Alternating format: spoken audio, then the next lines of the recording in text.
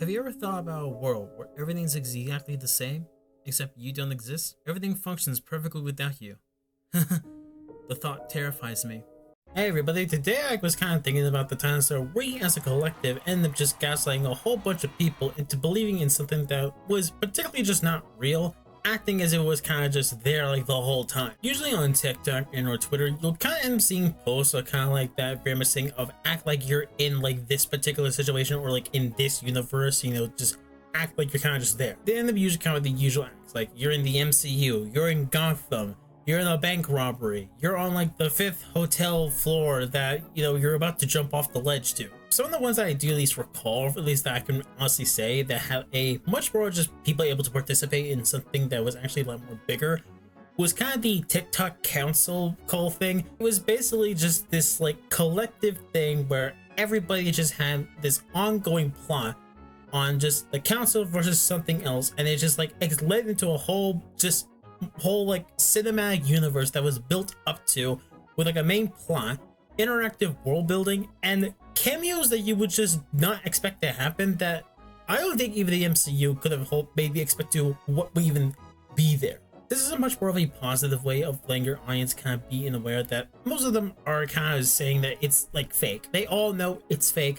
It's all fiction, they're just LARPing it. But the absolute dedication that these people will kind of just go on in order to kind of keep the bit going is admirable, wholesome, funny, and quite honestly something that's completely right up my alley. Like, do you all know about like Raggle Simpson by any chance? I mean, you end up knowing about Raggle Simpson. He's like one part of like the Simpsons family. He's one of the most iconic members of it. He's always getting into some wild shenanigans with Homer. He's the best companion you'll ever see. Now I know that a lot of you are going to be typing into the comment section saying that he was actually never in the episode. He was actually not real. He was never in the actual shut up, you're actually wrong. There are many verifiable VHS tapes out in the public on YouTube that is not AI and has no Sora 2 watermark. So by all rules of the internet, it's real because the internet would never lie to me. Crackle, at least in this context, is the first one in a long list of other characters that would become popular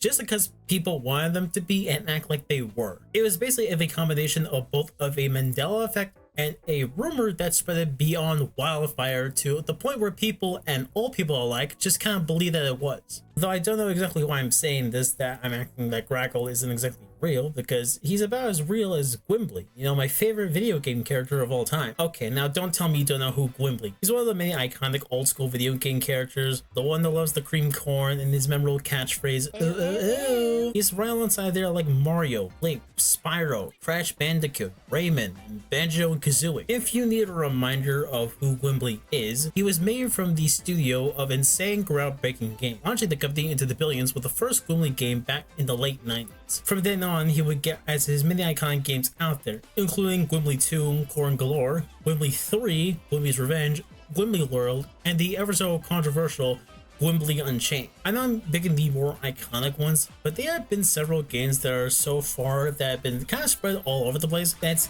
basically like the Sonic franchise, but better. In the modern day, I can understand as to why so many people don't exactly remember who Gwimbly kind of was, or that they have no memory of him. The company, despite having a golden goose that they can literally milk out of, they have barely done anything with him, which is basically akin to the Bloodborne series, where their studio will not do anything with that IP. We both relate on the same feeling that the CEO is just sitting on his ass doing nothing with it, and it sucks. So I guess it's not just the only reason, because I have been hearing through like other people say that there are other factors that have been contributing to this. Count Groxia, the arch nemesis, is currently a father that is far more busy than anything. The tragic news of the beloved sidekick Mr. Millipede dying of a fent overdose back in May 23, 2001, and Gwimbly is only keeping his name alive through cameos for $5 a month. At least they used to be, but that's just like seriously just worse. Like that's like living paycheck to paycheck at McDonald's, man. Like he's been having it rough. However, due to the passing of the current CEO of IGBG, the company decided to just sell it all back and just go back to their roots, and decided to pick a page from Nintendo and decided just to make a Smash game. And they finally decided to use the Gwimbly IP. Stages, music, and fight animations that truly end up capturing the spirit of what made Gwimbly that much of a popular character to begin with. It's insane to see him alongside people of like Troglord, like the current mascot of IGBG, because in a way it's kind of like a passing of a torch of the old generation and the new generation kind of being side by side one another, the literal foundation of what it all came up to be. It's wholesome to see that it has some respect for the original of what made it all happen. Speaking of originals, we all love and appreciate Togor Dreamer. You know, the brother of Asriel and Kara. You can meet him in Undertale and is heavily speculated to be in Chapter 5 of Deltarune. I would go over the history of Togor and how he did exist way before he did got popular, but quite beat me to the punch with his video. But I will say this is a very much a good watch in of itself and explains a lot more of the history of Togor and everything else. But to take a little bit from his video, Togor was allegedly made by a Twitter user, Chapstick, from the Roblox game Chicho's Deltarune roleplay. However, it's also said that it's been a lot more older than it was, because before the Deltarune RP, there was the Undertale RP. And in a video from Andrea Sarcaro titled Showing Off the Game Pass Rooms in Chicho's Undertale Roleplay, people noticed that there was a sprite that looks similar to the current Togor sprite that's been at least now used as of today. For the name Togor, it was believed that in the Deltarune and Undertale fandom that Toriel and Asgore are just bad at giving names to things. For example, in the ruins in the first act of Undertale is called Home, where the monsters first settled to the underground. But as they kind of move further and they settle the kingdom right next to like the barrier, and how the two places end up having a very much similar kind of look-alike, except one's purple and one's gray, Asgore just decided to call it New Home. This extended with the idea of their kid Asriel, who, breaking down his name, shows that it's just Asgore and Toriel's names just smushed together, with the AS coming from Asgore and the Riel coming from Toriel. So if you were to flip on like how the names are actually being said, you would just get Togor, and that's how the name spawned in. Togor's popularity is honestly insane to me to see that it's been taking off on the internet. Turn this stupid sprite that was made for such like an obvious joke to people now making art that I have never been able to see, and giving him a character that both fits in the Undertale and Deltarune world just really shows us how much that the fans have given this guy. He's like on the same level of characters on like that have been also been debuting at the same time around him, like things like Prunzel, Chester Holiday, and some other old ones like Wayne Gaster, the Royal Scientist. Speaking of,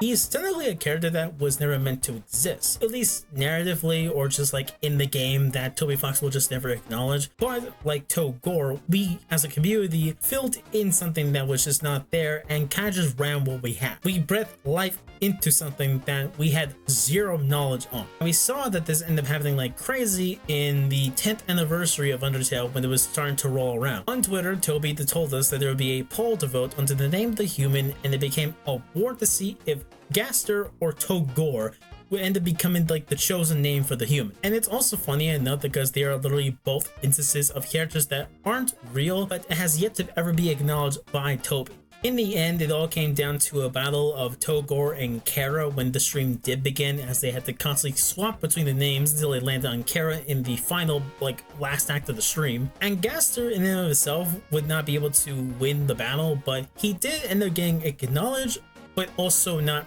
real. Instead of the usual gray door you would find when the fun value was at 6-6, it got replaced with a brown door, a regular door. And this motherfucker decides he's gonna walk right past it and not even open the door. Toby Fox, I'm going to... Toby did end up saying something that I have thought about a lot and have yet to kind of remove it out of my head. And it was kind of the reason why this idea for a video came to me in the first place. About the new areas, it's basically just a what if.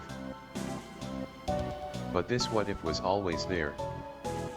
It never wasn't there and it will never not be there. Every monster has to have a place to go home to. Every monster has to have friends, they have to something to eat, somewhere to go hang out. The underground is a wide place. The only limit to all of this is your imagination. My goal with these days wasn't to show you a new hidden truth you will never be able to access. My goal is to remind you that you have always been able to go, if you just hold the key of asking what's there. What's under the bridge? What's beyond the horizon? Maybe you guys feel only my answer to these questions counts or matters. But to me I only feel the opposite. This is just one interpretation. The underground is as big as you want it to be. And I invite you to come behind the wall with me. This, and along with the current Deltarune theory of monochromes or copies from the original, the Gaster's followers being gray, implying that they are very much copied from something else, and in the secret area in Chapter 3 where you meet the 7 flying aces and how that you color them in because you gave them purpose because they're not actual real playing cards, gives us, the fandom, the idea that we as a community saw the gray door that Gaster was behind and decided to color it all in. We gave Gaster life where he shouldn't have. This only ties in with how Togor and Chester Holiday are basically things that the very much fandom has created as kind of a sign of love and very much their own ways of showing their creativity, and as well as like very much to expand the underground in whatever way you want. It also very much ties in a lot of the characters that have been mentioned thus far in this video. Even as of recently with the cool autistic gamer 774 and Dolly Dimpley, despite not ever being in the show and they are literally just self-insert OCs, the people behind them managed to not only spark a community behind them, but they are shown not the exact same amount of love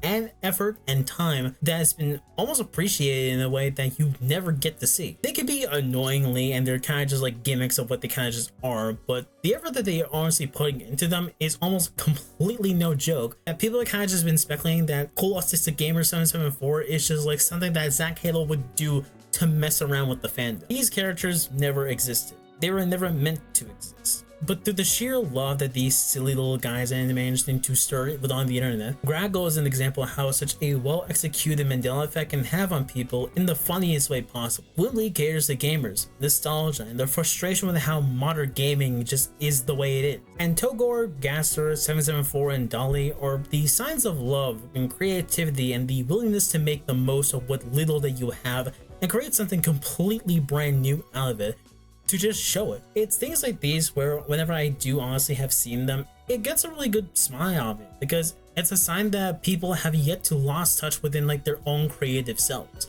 They are creating something so weird that it turns into something completely wonderful that I honestly still appreciate over time. Speaking of time, I am going to be taking December off from YouTube to at least avoid myself from doing like any like burnouts or anything, because I do kind of feel like that my channel has been at least declining at least a little bit in it. I have been enjoying uploading them. I just like to prefer to at least have something to get recouped and like get some other things out of the way so I can actually, you know, gain some new ideas, because I love doing this stuff, but I just would kind of want to get some more bigger ideas kind of to come into my noodle a little bit. So I'm going to be taking December off. Down for the future here, wanted to say that I might be able to get like a December video out there, maybe not.